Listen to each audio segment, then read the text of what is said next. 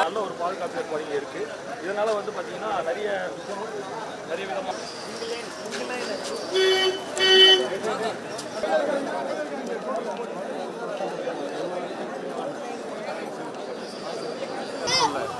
கிரௌட காட்டு. ஆமா, crowd sir 10,000 பேர் அசால்ட்டா இருப்பாங்க சார். நீங்க எவ்வளவு தூரம் நடந்து வந்திருக்கீங்க? இருப்பாங்க அதிகமாக தான் இருப்பாங்க. ரொம்ப பத்து 3 பக்கம் சார், 3 பக்கம். இப்போ தான் வர்றது விசுவல் வந்துகிட்டே இருக்காது தெரியும். இப்போ தான் நீ எதிர்பார்க்குற கூட்டங்கிட்ட எல்லாமே தெரியும்.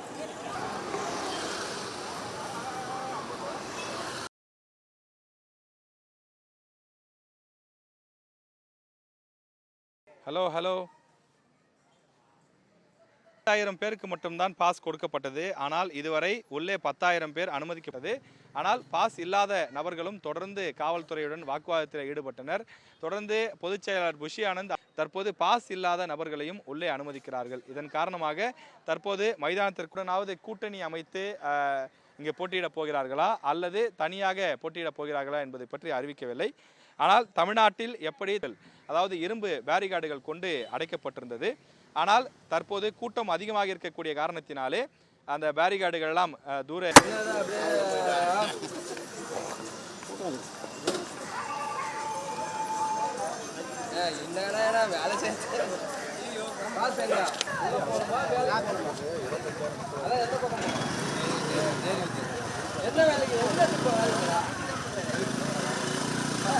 செய்வார்கள் என்றும் சொல்லப்படுகின்றது.